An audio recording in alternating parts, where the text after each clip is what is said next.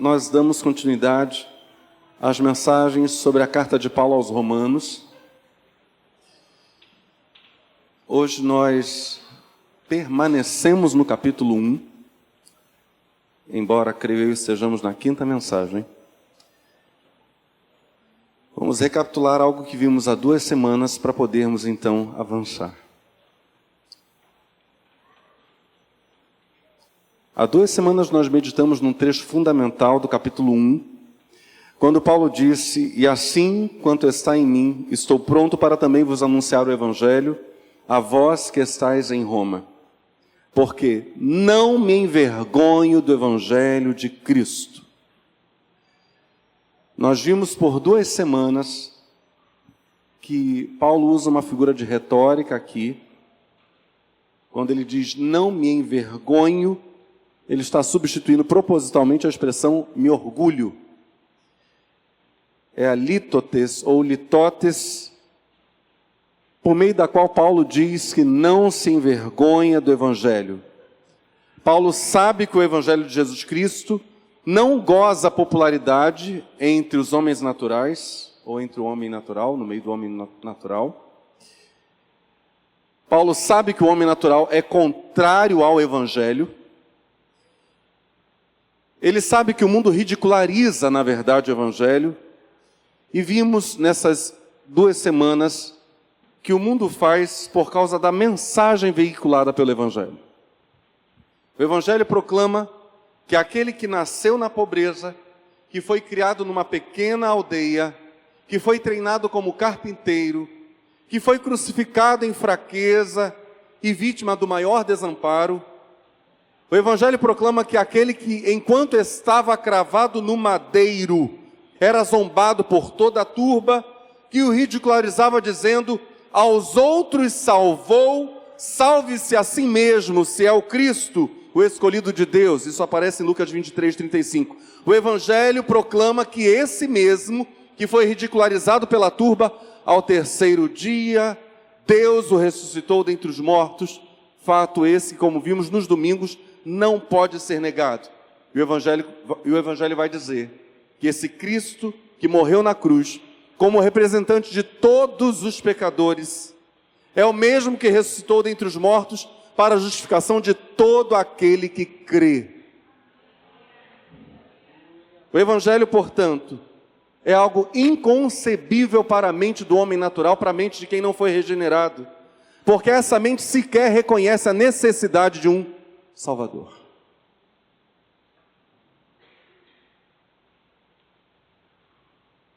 O homem natural se considera merecedor, naturalmente, das bênçãos, do paraíso. Na vida do homem comum, tudo se deve aos seus méritos. Os seus erros e os seus acertos dependem de si. Se o homem natural, que se considera merecedor das bênçãos, que se considera merecedor do paraíso, se esse homem natural elogiar a mensagem do pregador, suposto pregador do Evangelho, se esse homem natural elogiar em lugar de criticar a mensagem, é necessário que essa mensagem seja cuidadosamente examinada e também esse pregador. Porque não é próprio do homem natural amar o Evangelho. Pois no dia em que o homem natural amar o Evangelho, ele deixará de ser homem natural para se tornar homem espiritual. A reação do homem natural diante do Evangelho, até que haja conversão, não é simplesmente de indiferença, é de oposição. Mas nós vamos pensar hoje em algumas maneiras de se apresentar o Evangelho. Algumas maneiras de se apresentar o Evangelho de modo que o homem natural não se ofenda, não se incomode, de forma que ele se sinta bem com o Evangelho.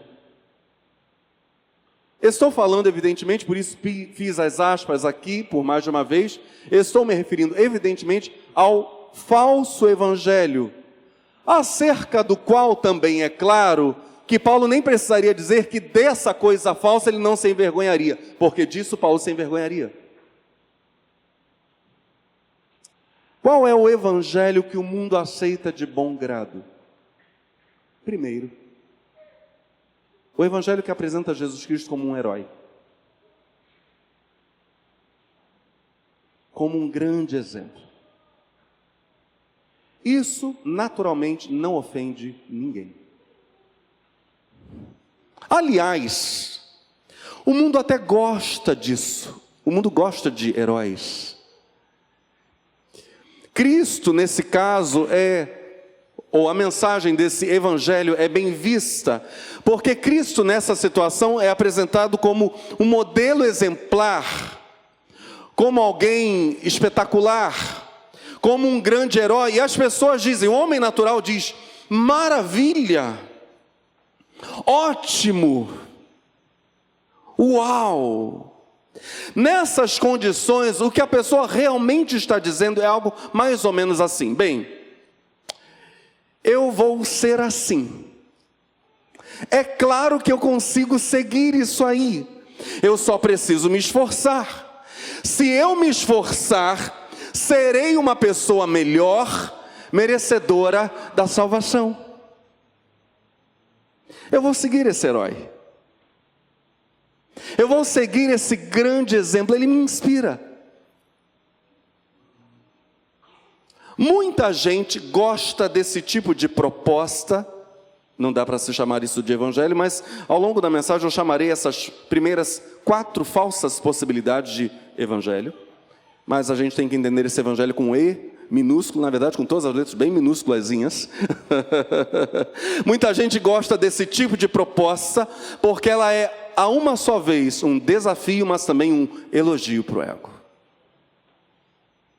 O homem natural diz, diante do Cristo herói ou do Cristo bom exemplo, olha lá está Jesus. Eu vou começar a ler a Bíblia e vou segui-lo. Nesse grupo estão os religiosos de modo geral, claro, religiosos ligados ao cristianismo. São aquelas pessoas que se julgam capazes, dignas até, de herdarem a salvação. Mas quando se anuncia que Cristo é alguém que o ser humano jamais conseguirá imitar, presta bastante atenção nessas coisas preliminares, nós ainda estamos nos preliminares de Romanos.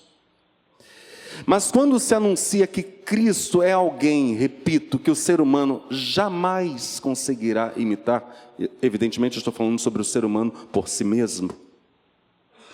Quando se diz que a mensagem de Cristo essencialmente condena a todos os homens, essas mesmas pessoas rejeitam na prática a mensagem e o mensageiro.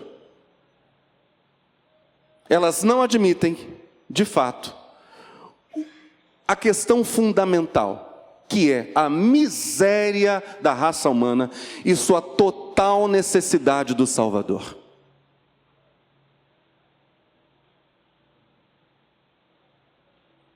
Mas apresente Jesus como um herói, como um bom exemplo. Na verdade, apresente Jesus até como o melhor exemplo a ser seguido. Isso não despertará a ira do mundo.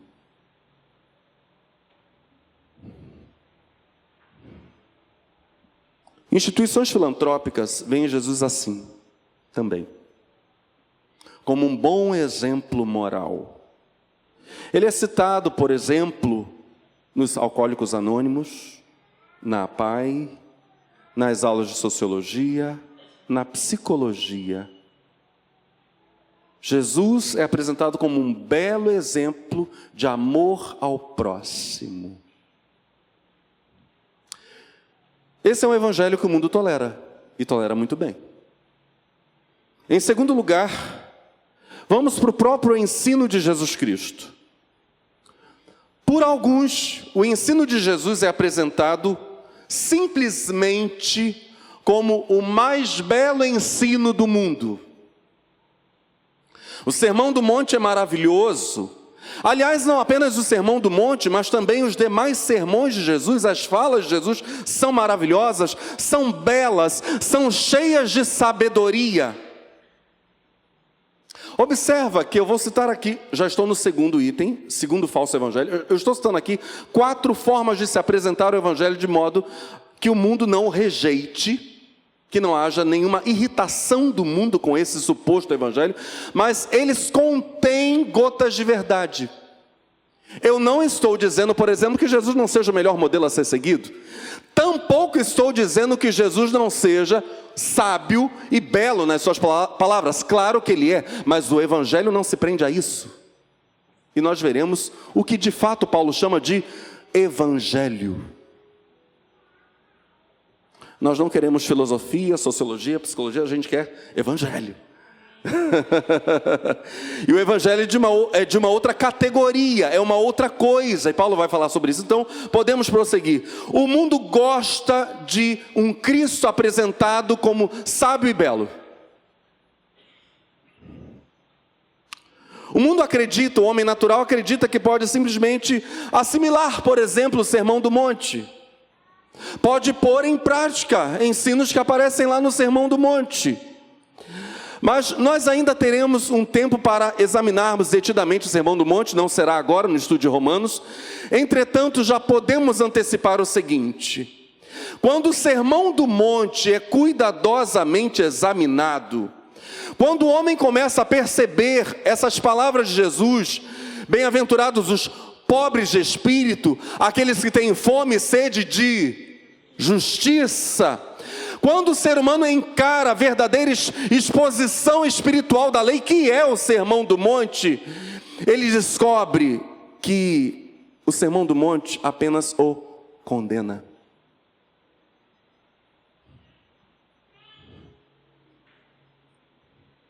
O Sermão do Monte se mostra algo absolutamente inatingível por qualquer esforço humano. Jesus está falando de algo extremamente profundo, a natureza espiritual da lei de Deus. É isso que Jesus está revelando lá. O homem natural não quer se sentir um pobre de espírito, um miserável, alguém profundamente necessitado de Jesus. O homem natural não quer isso.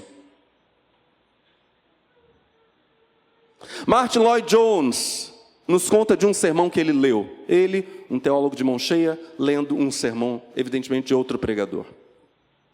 E aquele outro pregador dizia: esses hinos, estou citando ipsis literis, esses hinos de Charles Wesley, o irmão de John Wesley, que compunha vários hinos, que cantava pela Inglaterra, nos encontros de avivamento, esses hinos de Charles Wesley que fazem você dizer: sou vil e cheio de pecado, esses hinos deviam ser expurgados do inário. Quem já viu algum candidato a emprego dizer ao empregador: sou vil e cheio de pecado?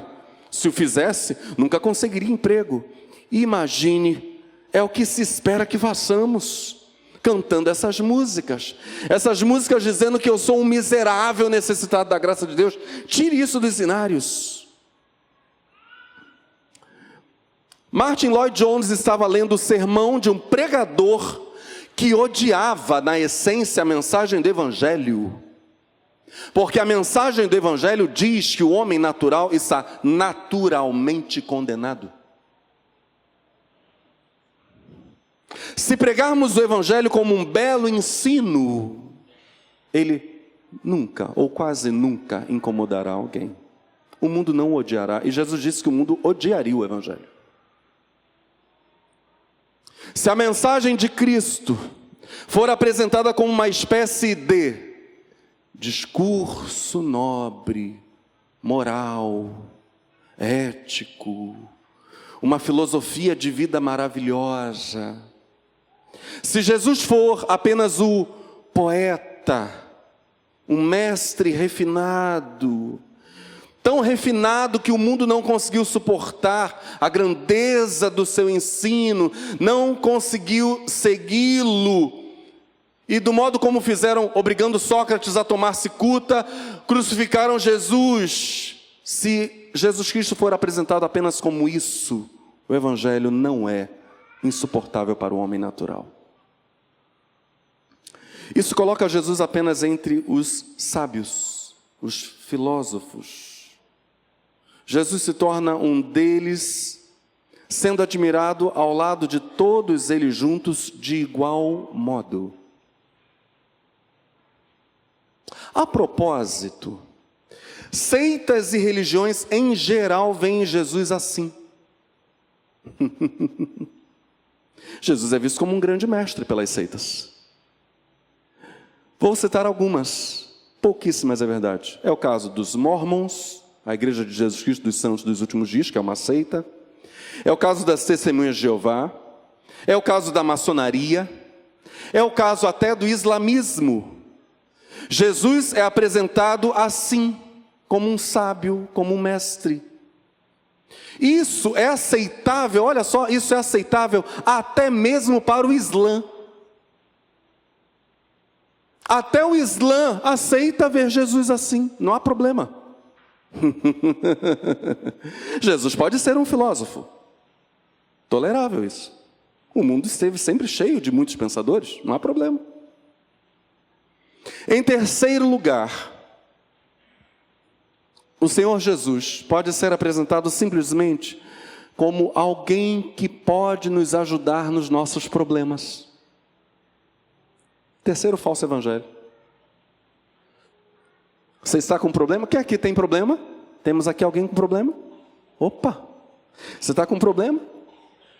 Jesus é a solução. Pare de sofrer, dizem alguns.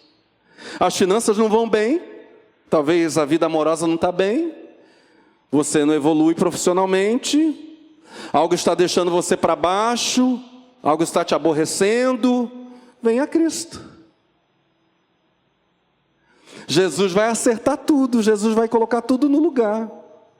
Vem logo, aliás, Ele está te esperando de braços abertos. Jesus vai acabar com seus problemas, Ele vai eliminar seus problemas. Amanhã, se você hoje vier para Jesus, amanhã você vai andar nas nuvens, a passos leves.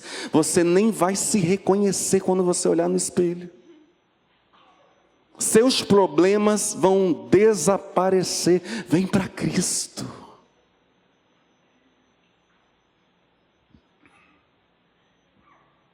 Sabe quando isso vai ofender o homem natural? Nunca.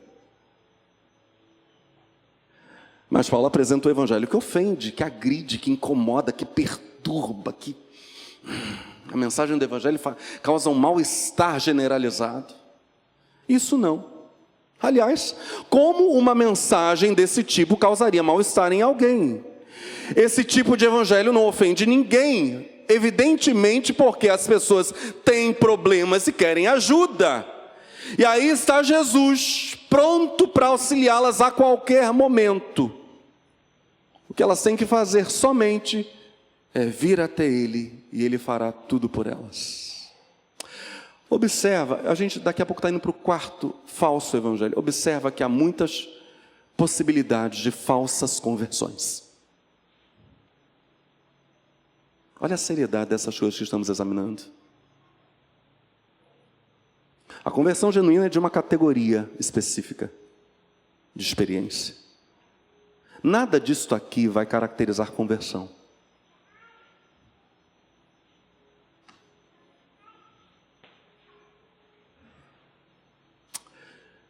Quantas e quantas vezes Jesus Cristo, o Filho de Deus, eu vou falar algo pesado aqui.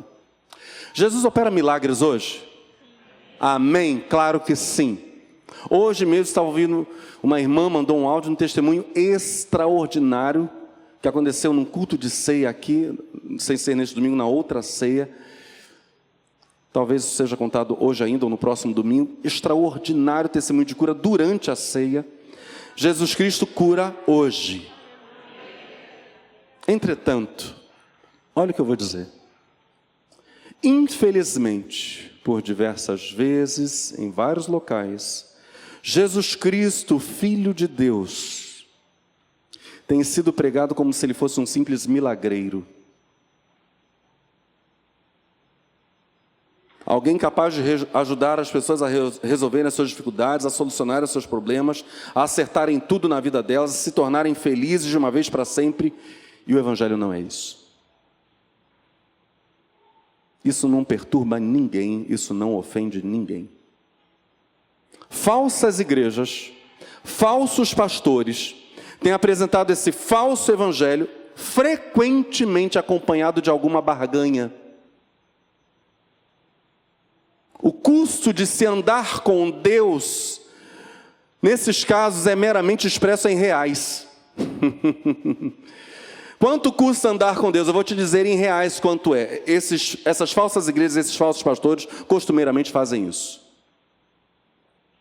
Em quarto lugar, concluindo essa nossa lista do evangelho que o homem natural aceita, nós vamos colocar a questão agora da seguinte maneira: é possível até mesmo pregar a cruz de Cristo de um modo que não perturbe, não incomode, não ofenda ninguém, de modo que cessará aquilo que Paulo chama de a ofensa da cruz.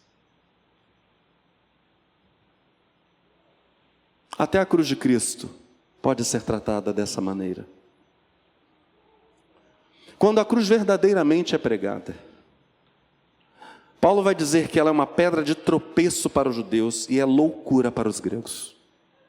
Para os judeus é um escândalo, para os não judeus, como é o nosso caso, ela é loucura.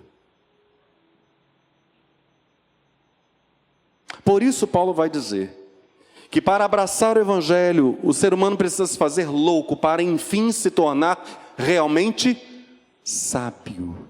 A gente vai examinar de que loucura Paulo está falando. O homem natural odeia a mensagem do evangelho. Ela é uma ofensa ao homem natural. Qual é a ofensa? Especificamente, a ofensa da cruz. A ofensa da cruz é esta, guarde. Agora eu falo de mim, Mauro. Eu estou condenado em tal medida. Eu estou tão perdido e numa condição tão gravemente desesperadora, que se Ele, Jesus Cristo, não houvesse morrido por mim, eu jamais conheceria a Deus e jamais poderia ser perdoado. A cruz diz para mim que eu não sou justo, ela me ofende. A cruz diz para mim que eu sou vil. A cruz me fere no meu núcleo do ser.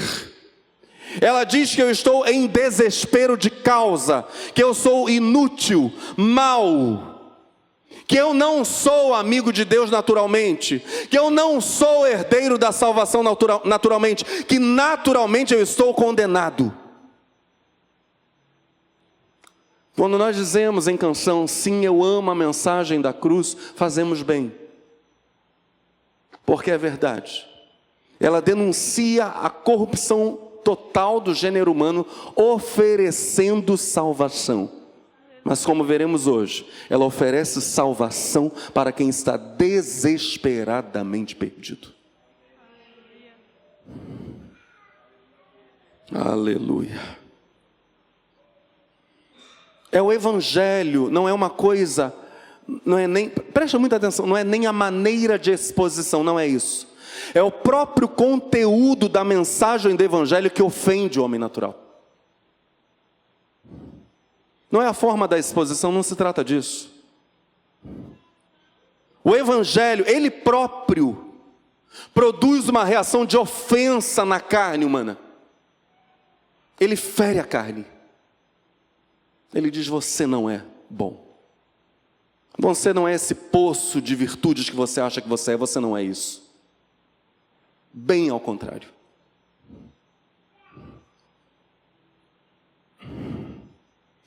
O homem natural odeia o evangelho, porque o homem natural, naturalmente, não se vê como Deus o vê. Ele não tem a visão de Deus sobre si. Ele tem sua própria visão. seus próprios padrões de justiça, de correção, de retidão, que estão a anos-luz dos padrões divinos. O homem vê isso. Quando o homem é exposto a isto que é o Evangelho, que denuncia a corrupção generalizada do gênero humano e diz qual é exatamente a maneira como Deus vê o homem natural, quando o homem é exposto a isso, ele se choca. A realidade do Evangelho é essencialmente chocante. E aí o homem natural despeja o seu escárnio e o seu desprezo sobre a cruz. Paulo sabia disso muito bem.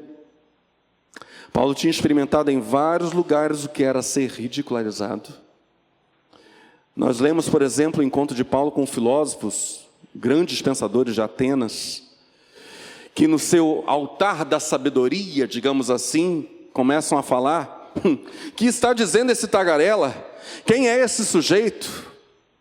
Paulo teve contato com isso. Paulo sabia muito bem que quando fosse a Roma, estaria sujeito à mesma coisa que ele tinha experimentado em vários locais nas suas viagens missionárias.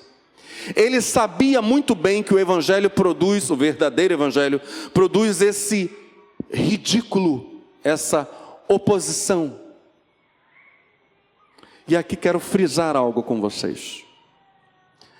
A mensagem do Novo Testamento, o Evangelho apresentado no Novo Testamento, quando fielmente pregado, provoca, e agora as coisas começam a clarear, porque você então deve estar se perguntando: pastor, então como eu me converti? Porque eu era homem natural, e um dia ouvi a pregação, e não tive essa reação de oposição, eu me abri. Estamos começando a chegar nessa condição. O que eu quero lhes dizer agora é o seguinte: quando o Evangelho do Novo Testamento for fielmente pregado, ele provocará antagonismo, contradição. Preste muita atenção nisso. Enquanto a carne humana, a carne do homem natural, se exalta contra a mensagem do Evangelho, que denuncia a corrupção dela, o Espírito Santo, que acompanha a pregação ungida, ele quebra a altivez da carne, e ele convence o homem, juntamente com a anunciação da mensagem. É um trabalho conjunto da palavra e do Espírito. Foi isso que nós vivemos, muitos de nós aqui. Essa ação conjunta da palavra e do Espírito. A palavra chegou nos denunciando, revelando a nossa verdadeira condição diante de Deus. Condenados. Absolutamente miseráveis condenados. O Espírito Santo, vendo a reação natural da nossa carne, veio para operar convencimento. E Jesus vai dizer que esse é um dos grandes porquês da obra do Espírito Santo.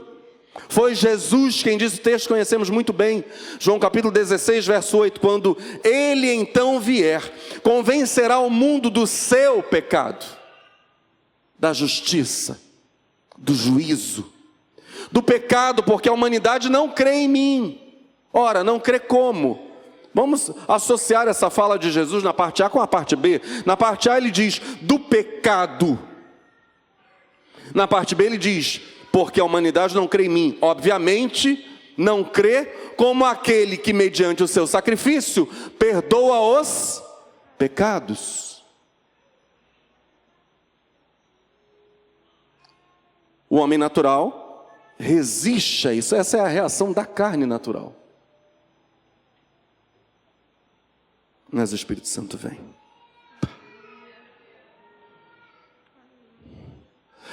Veja a operação de Deus a favor do ser humano. Ele usa o mensageiro e envia a palavra. Juntamente com a palavra, ele libera o Espírito. Esse é o trabalho de Deus para a salvação do homem. Contudo, a Bíblia diz que se o ser humano resiste ao Espírito. Agora fica até um pouco mais claro para nós aquilo que Jesus falou, né? Todo pecado do homem será perdoado, até a blasfêmia contra a palavra, contra o Filho. Mas não haverá chance de salvação se houver blasfêmia contra o... É óbvio. Porque o Espírito é o único capaz de convencer.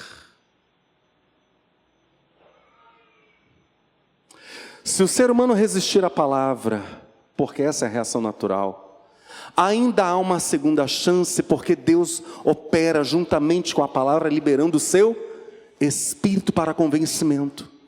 O ser humano, se ele resistir ao Espírito, não há salvação para ele. Quando o ser humano resiste ao Espírito, resta apenas a rejeição. E uma rejeição que vai se agravando com o tempo. Nossa oração é que o Espírito Santo venha com poder sobre os nossos familiares, nossos queridos, que vieram apresentando alguma resistência ao Espírito, que o Espírito Santo dê um golpe final para a salvação. Aleluia. Homens e mulheres de Deus, cujo ministério foi marcado por muitas conversões, ou tem sido marcado na história da igreja. Desde o princípio da história da igreja até hoje, todos eles tiveram que sentir oposição à mensagem. Nenhum deles ficou isento disso. Mas Paulo diz: eu não estou me envergonhando do Evangelho no meu ministério. Ainda que eu possa ser objeto de riso em Roma, eu estou pronto para ir pregar o Evangelho também nessa grande cidade. Não me envergonho do Evangelho de Cristo. Paulo vai prosseguir dizendo, porque não se envergonha dele. E aqui nós temos outro teste vital para examinarmos se estamos lidando com o Evangelho verdadeiro. Se é mesmo o Evangelho que está em nós. Se alguém diz que não se envergonha do Evangelho, a pergunta que precisa ser feita é essa, obviamente. Por que não se envergonha? Qual o motivo de não se envergonhar do Evangelho? Se a primeira reação do homem natural é se opor ao Evangelho, a inclinação pecaminosa se opõe ao Evangelho. Bem, quantos creem que a Bíblia é inspirada por Deus? Cremos nisso e por isso estamos aqui meditando na Escritura. Pela inspiração da Escritura, olha só, pela inspiração da Escritura, nós devemos crer que a melhor resposta a essa pergunta, porque Paulo não se envergonha do Evangelho, porque alguém não se envergonharia do Evangelho, a melhor resposta a essa pergunta, devemos supor, já que a Bíblia é inspirada, foi a própria resposta que Paulo deu no texto.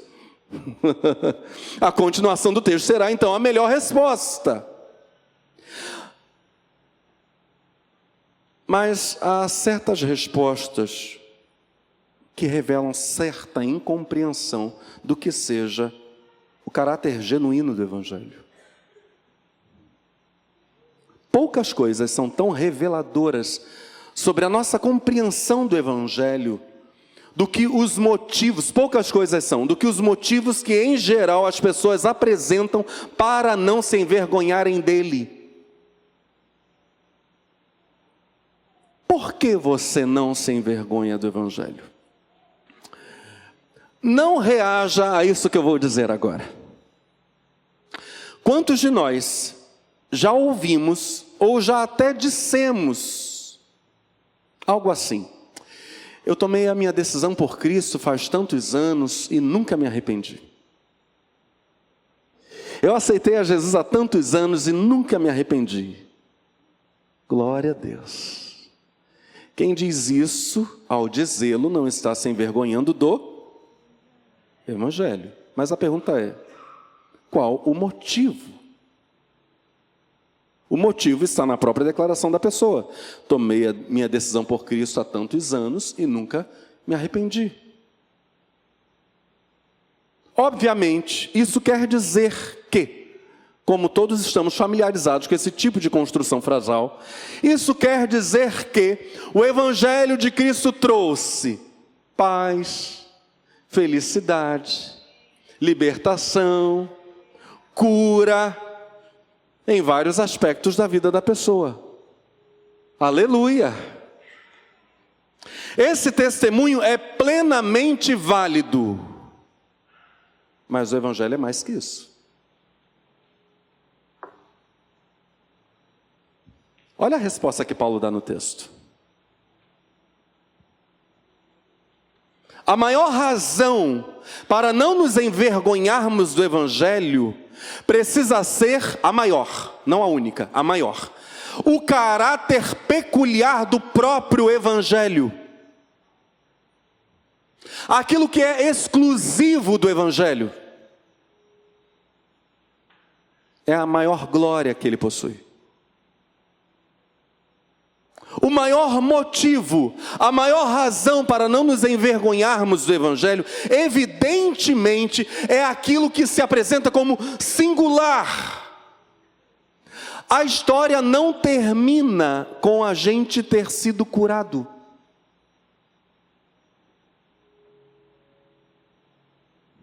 Não termina em a gente estar se sentindo bem agora. Não termina com isso. Paulo era ex-fariseu, ex-perseguidor da igreja, ex-mestre da lei. Paulo tinha um poderoso testemunho para dar, sim ou não? Meu Deus, que testemunho.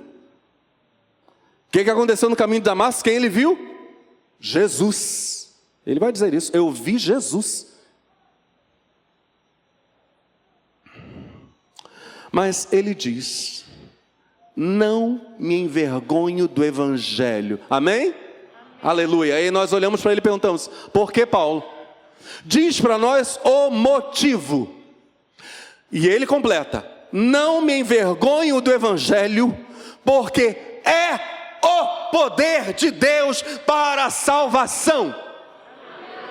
Porque nele se descobre a justiça de Deus de fé em fé. Meu Deus, que resposta profunda é essa, Paulo? Paulo não está na superfície. Você quer saber por que não há motivo para nos envergonharmos do Evangelho? Porque o Evangelho, diz Paulo, é o poder de Deus para a salvação.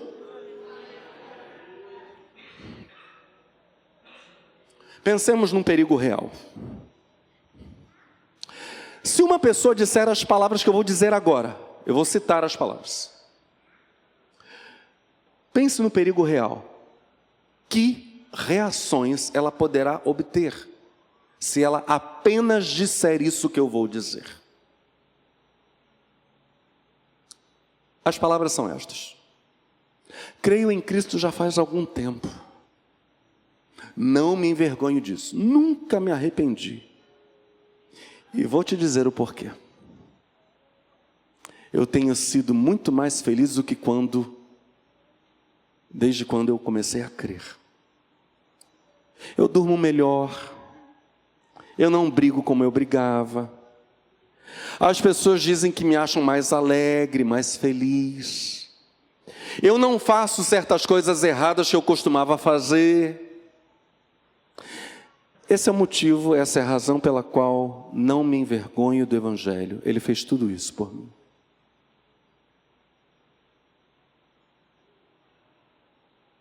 Paramos aqui. Perigo real. Quais reações, ao dizer isso, uma pessoa poderá encontrar? Vou dar um exemplo. O incrédulo pode olhar para essa pessoa e dizer assim: interessante.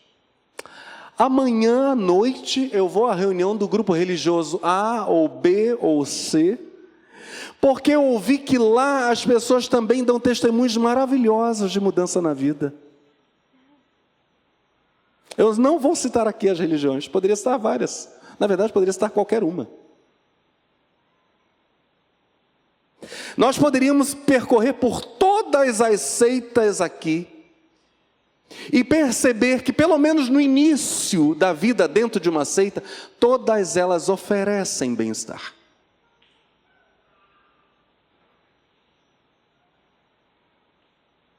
Na verdade, a gente pode até sair do campo religioso. A gente poderia dizer que a pessoa ouviria isso e diria: muito interessante, amanhã eu vou para uma preleção com um psicólogo. E ele vai dizer a mesma coisa. E vai dizer que pode apresentar o psicólogo os casos dos seus clientes e eles darão um testemunho muito parecido. A resposta de Paulo, eu não estou dizendo, presta atenção, que dar testemunho do que Jesus fez na nossa vida não seja válido, claro que é, e é necessário inclusive. Precisamos testemunhar do que Deus faz na nossa vida, mas a questão não morre aqui.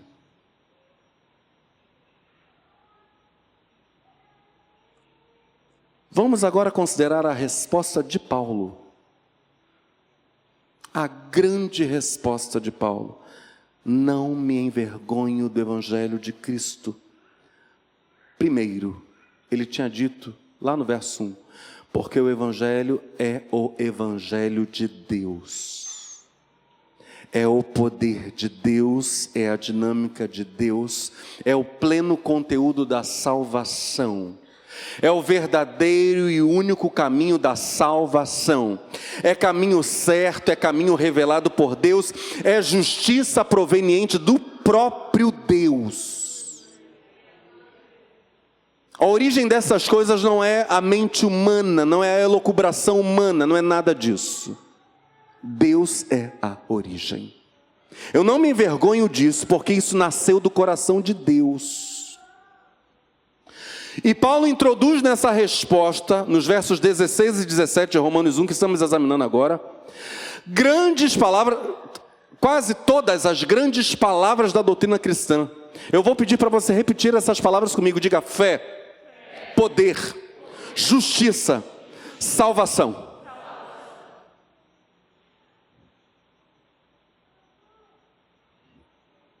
Esse é o motivo de Paulo não se envergonhar. O Evangelho glorifica a Deus, o Evangelho glorifica o Senhor Jesus Cristo, e o Evangelho como tal não pode ser imitado, nem pela psicologia, nem pela sociologia, nem pela filosofia, nem pelas religiões. Há esse caráter exclusivo. A razão maior, não única, pela qual não nos envergonhamos do Evangelho é única, é diferente de tudo mais, é distinta, é Deus glorificado, é Cristo glorificado, é glória ao Espírito Santo. É algo que ninguém pode dizer, a não ser que tenha sido chamado pela graça de Deus, que tenha nascido de novo, que tenha recebido uma nova natureza, que tenha encontrado entendimento de como Deus realizou toda essa grande obra. O Evangelho é uma experiência profunda com Deus. A centralidade não é o ser humano. Estamos juntos no pensamento? A vida melhorou depois que veio a Cristo? Claro que sim, óbvio. Aleluia, isso deve ser testemunhado. Os relacionamentos foram curados depois que a pessoa veio para Cristo? Glória a Deus, isso é o Evangelho. Mas a questão é, o Evangelho é o único caminho dado por Deus aos homens. Nesse sentido ele é único. E nesse sentido é a maior razão de glória.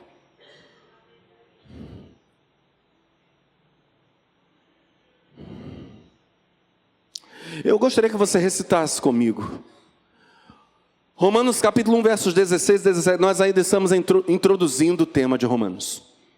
Temos uma longa jornada pela frente. Eu gostaria que você repetisse comigo as palavras de Paulo agora em Romanos 1, 16 e 17. Vamos juntos dizer isso? Porque não me envergonho do Evangelho de Cristo. Pois é o poder de Deus para a salvação de todo aquele que crê.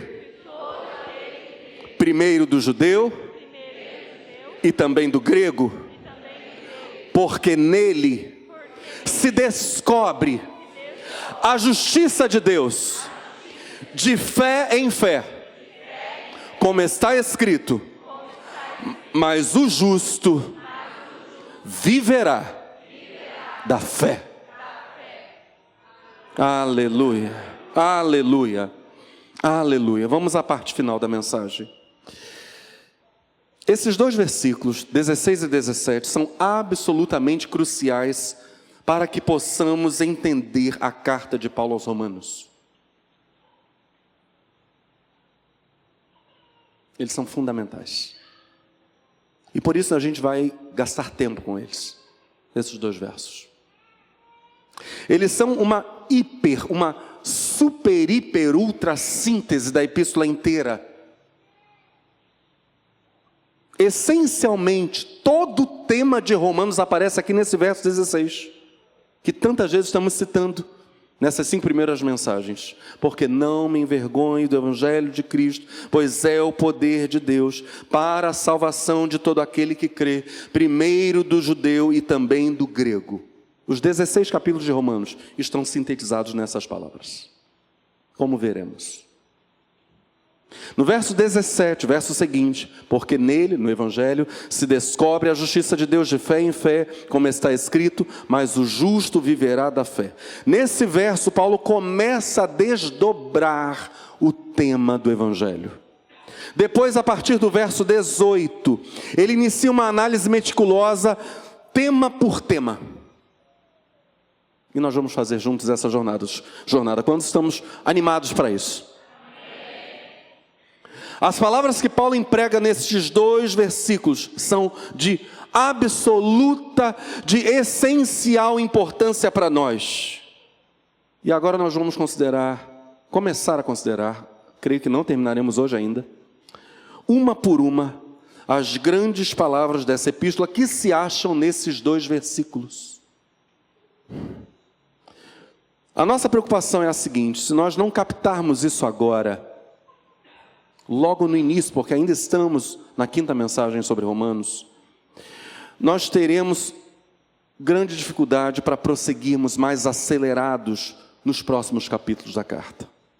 Precisamos internalizar esses conceitos para então podermos correr mais aceleradamente. Se agora a gente investir tempo, a gente vai poupar tempo mais tarde. A gente vai poder andar mais rápido.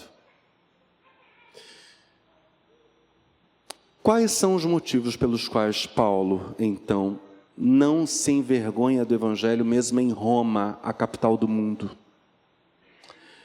Como vimos, a cidade para a qual todos os poderosos se sentiam atraídos. A grande cidade de Roma em sentido militar, em sentido político, em sentido social. Todo mundo ia para Roma, Roma era a senhora do mundo. Paulo diz que não se envergonhava do Evangelho, e se lhe pedissem que ele pregasse, a gente está supondo isso, mas é o espírito que ele apresenta na carta, que se lhe pedissem para que ele pregasse no palácio imperial, ele iria. Paulo estava pronto. Paulo não estava preocupado com quem iria ouvi-lo. Paulo nunca se envergonharia do Evangelho. Seu primeiro motivo para não se envergonhar, que vamos examinar, é este. Naturalmente, o primeiro motivo é o sentido da própria palavra Evangelho.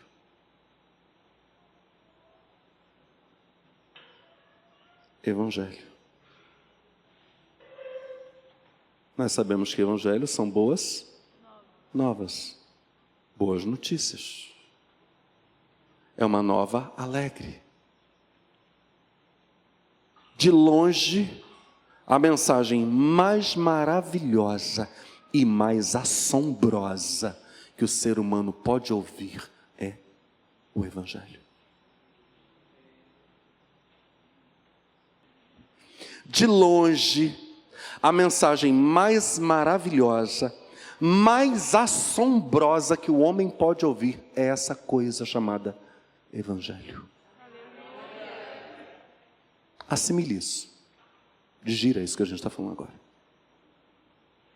É a melhor notícia de todas.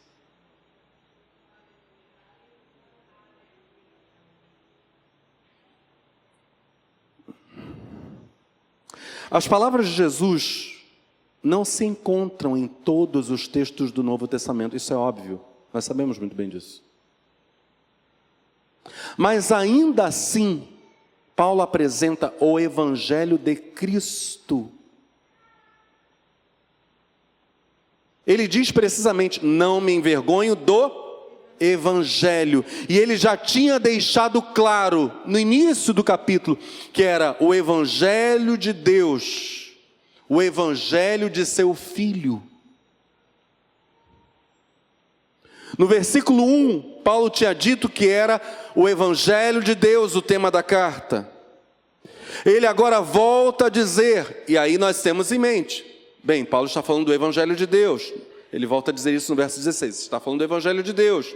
No verso 9 ele diz, porque Deus a quem sirva em meu espírito no Evangelho de seu Filho. No verso 1, Evangelho de Deus. Verso 9, Evangelho de seu Filho.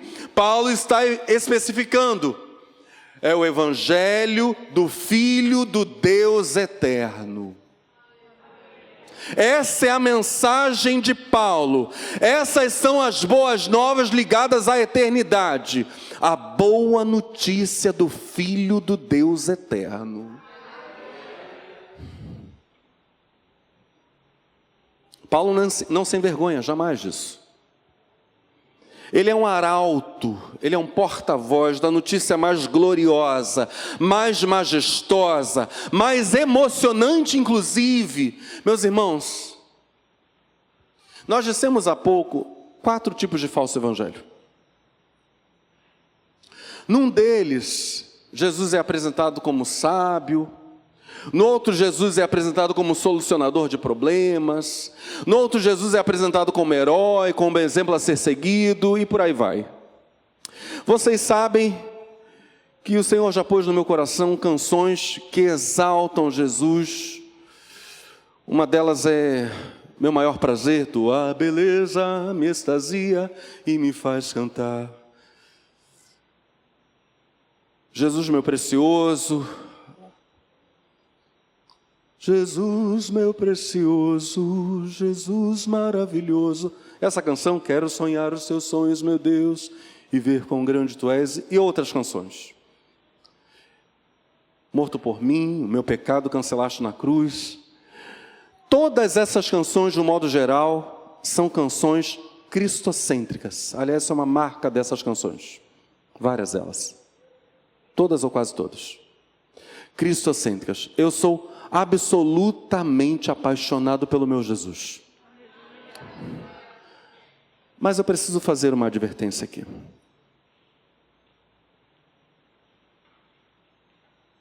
É do Evangelho.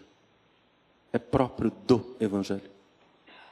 É da natureza dele ser a mensagem mais emocionante.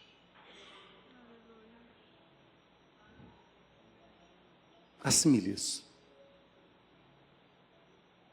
A mensagem mais tocante, mais emocionante, digo, mais carregada de sentimentos puros, de emoção, é o Evangelho.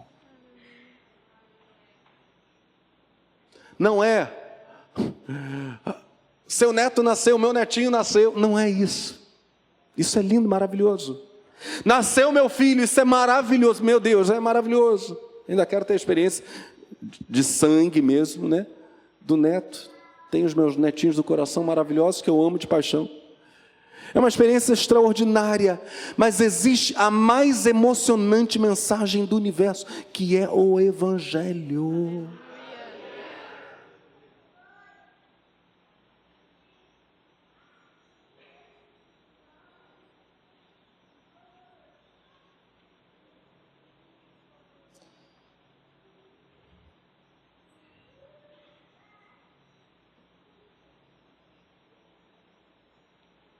Ganhei a casa nova, aleluia. Oh, coisa maravilhosa. Comprei um carro novo, é maravilhoso. Eu não gostaria que nada do que eu estou falando agora soasse apenas como chavão. Eu não estou usando de chavão gospel aqui. Aliás, eu detesto isso. Não é chavão gospel. A mensagem mais tocante que a humanidade já ouviu é esta: o Evangelho é o meio de salvação, é o poder de Deus para a salvação. Salvação, diga comigo, salvação. Uma das mais poderosas palavras do Novo Testamento, sem dúvida, salvação. No Novo Testamento, se você pegar a versão Almeida Corrigida, você vai encontrar, em português, é claro, 48 vezes a palavra salvação. Salvação aparece em Hebreus, salvação aparece nas epístolas de Pedro, salvação aparece pelo Novo Testamento inteiro. Salvação. Paulo diz: eu não me envergonho do Evangelho, da boa notícia de Jesus, porque é o poder de Deus para a salvação. Salvação, obviamente, está ligada ao verbo salvar. Se você pegar dicionários de língua portuguesa, salvar, por sua vez, refere-se a livrar do perigo, dar saúde, proteger, guardar. A mensagem de Paulo é sobre uma salvação, é sobre uma libertação, é sobre uma saúde, mas isso tudo integral. Paulo ama se expressar dessa maneira. Paulo põe o Evangelho em contraste com toda a tragédia do mundo grego, que Paulo conhecia muito bem. A cultura grega estava dominando Roma nesse momento da história, aliás, desde muito antes da chegada de Paulo a Roma. A grande tragédia daquela cultura, preste muita atenção nisso, era que, ainda que os gregos fossem extremamente evoluídos no sentido intelectual, inclusive agora, quando estávamos vindo para o templo, havia um caminhão, um ônibus do governo na nossa frente, e na parte de trás dele estava escrito: a educação é o caminho. Eu li aquela frase e disse: meu Deus, é muita pretensão, né? O ser humano é arrogante, muito arrogante. Caminho para quê? Jesus é o caminho. Quando você termina a frase sem explicar, você está pondo absoluto, né? A educação é o caminho, e aí você completa com tudo aquilo que seja necessário à vida humana. Essa é a mais absoluta arrogância.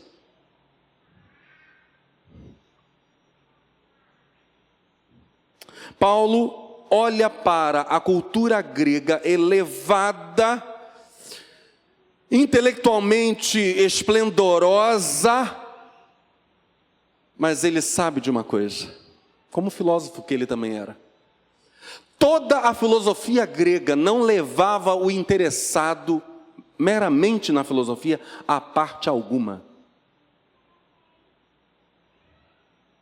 Paulo sabia disso muito bem. Não estou para desacreditar inteiramente a filosofia, para dizer que a filosofia não serve para nada. Aliás, eu amo filosofia. O estudo da filosofia é um grande estudo, é muito importante, mas a tragédia da filosofia é esta: ela tende a começar e a terminar meramente com ideias. Pode ser muito interessante, pode ser muito intrigante. Você tem a teoria A, a teoria B, a teoria C. Você joga com termos e conceitos, mas a pergunta final é esta: no fim, o ser humano se torna uma pessoa diferente? Melhor? Salva? A filosofia resgata o ser humano? Restaura a relação com o Criador? A tragédia era que, embora aquele florescente período da filosofia grega tivesse vindo, tivesse passado, o mundo grego, nos dias de Paulo, permanecia no pecado, na miséria e na infelicidade. A filosofia tinha jogado com as ideias, mas a filosofia não salvava, não libertava ninguém. Paulo então diz: eu não me envergonho do Evangelho, porque esta mensagem é salvação. Eu trago salvação, diz Paulo. Eu não trago mais uma discussão filosófica. Poderíamos conversar sobre filosofia, Paulo diz. Poderíamos ter grandes debates, mas não. Não é mera conversa, não é mero filosofar, não é alguma nova ideia humana que Paulo apresenta, que Paulo esteja contrapondo a outras ideias. Evangelho não é nada disso. Evangelho é salvação e, portanto, Paulo não se envergonha dele. Mas precisamos finalizar pensando no conteúdo do que seja salvação. O que é salvação? Com muita frequência, a expressão ser salvo é usada inadequadamente.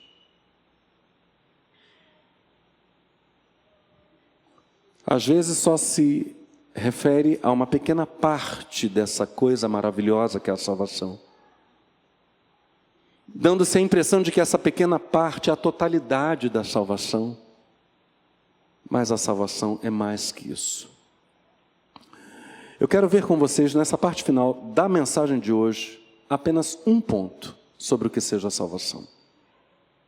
Paulo se gloria nessa grande palavra. É o poder de Deus, o Evangelho é para a salvação. E para entendermos do que Paulo está falando, precisamos pensar então no conteúdo pleno do termo salvação à luz do Novo Testamento. Estamos juntos? Salvação. Salvação só pode ser entendida se nós olharmos para o ensino bíblico acerca do ser humano. O que a Bíblia diz a respeito do homem. Primeiro dado: como era o homem quando Deus o fez?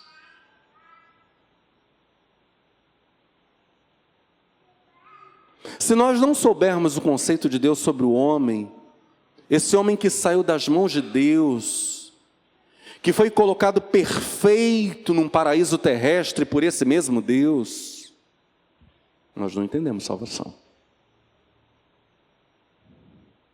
Para entendermos o real significado da salvação, também precisamos entender, é claro, o que aconteceu com o ser humano em consequência da queda, em consequência do pecado. Porque se a gente não entender o que significam a queda e o pecado, nós não teremos a mínima possibilidade de entender o que Paulo queria dizer com salvação. E se não entendermos o que Paulo queria dizer com salvação, não entenderemos, é claro, por que ele não se envergonhava do evangelho que ele pregava. Porque Paulo, na verdade, se orgulhava do evangelho, porque se gloriava no evangelho, porque estava inclusive disposto a morrer pelo evangelho. E morreu. Do que Paulo estava falando quando usava o termo salvação? Eu não me envergonho do evangelho, diz Paulo, porque é o poder de Deus para salvação. Digira isso. O evangelho é salvação. É a salvação que a raça humana tanto precisa, tanto precisava. O evangelho. Paulo, do que você está falando, Paulo? Temos evidentemente que ir para Gênesis, para os primeiros capítulos. Não vamos fazer isso agora.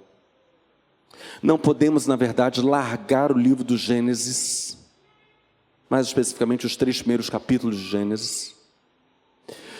Se largarmos esses 3 primeiros capítulos de Gênesis, haverá uma diminuição na nossa visão do conceito salvação. Nós precisamos captar esse conceito poderoso. Primeiro, se alguém crê na teoria da evolução, que diz que o ser humano é uma criatura que evoluiu do animal, que continua evoluindo e ainda não chegou a ser aquilo que supostamente ele precisaria ser. Quem crê nesse tipo de coisa nem tem como ter realmente uma doutrina da salvação. É impossível. Porque se a teoria da evolução fosse verdadeira, o homem, obviamente, não precisaria de salvação. Ele só precisaria continuar evoluindo. A única forma de entender a salvação é ver o homem no jardim. Imagine que agora essa parede desapareceu. E o que você está vendo é um glorioso jardim, com árvores magníficas, flores exuberantes, fontes de água correndo para todo lado. Rios em que, diz a Escritura, havia abundância de pedras preciosas e ouro, a flor da pele. O ouro bom, puro. A exuberância de animais absolutamente perfeitos, lindos. Todos eles vegetarianos. Um homem lindo, feito pelo dedo de Deus. Uma mulher linda, feita pelo dedo de Deus.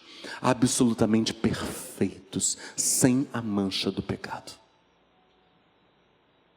Use a imaginação. A primeira cena para falarmos de salvação é esta. Esse homem perfeito tem pleno acesso ao Criador. Na verdade, Deus faz até passeios vespertinos pelo jardim. O próprio Deus vem, passeia, e Deus e homem comungam.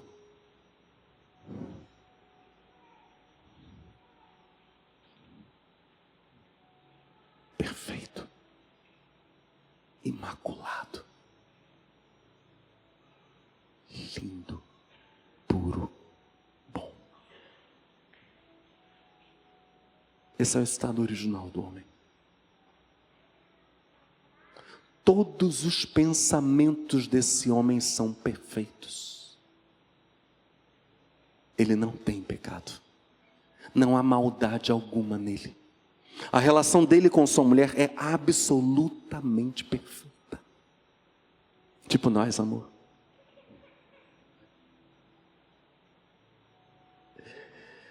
Esse homem desfruta o companheirismo de Deus, a comunhão de Deus, no estado de perfeita inocência, sem nem a mínima fração de pecado.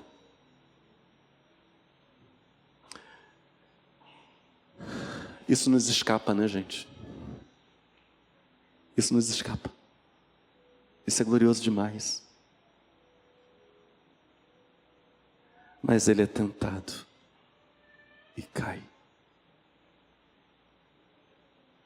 Comete pecado. As consequências são devastadoras. Todo o mundo geme e todo o universo cai. Há um colapso moral em tudo. Que é salvação? Salvação é a libertação do homem de todas as consequências, os efeitos da queda e do pecado. É a reversão absoluta de tudo isso. É a total reversão disso.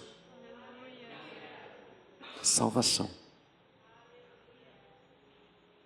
A nossa definição de salvação nunca deve ficar aquém disso. Ela nunca deve esquecer do paraíso.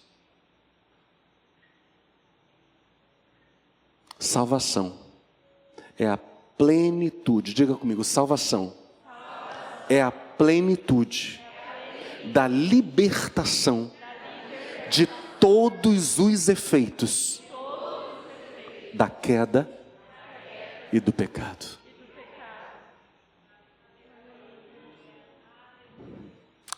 Na próxima quarta-feira, nós examinaríamos a tríplice libertação operada pela salvação. Venha e traga mais um. Continuaremos nesse mergulho, nessas boas águas. Louvado seja Deus, porque fomos alcançados pelo Evangelho. Glória ao Deus Todo-Poderoso. Traga mais um quarta-feira que vem. Deus nos abençoe.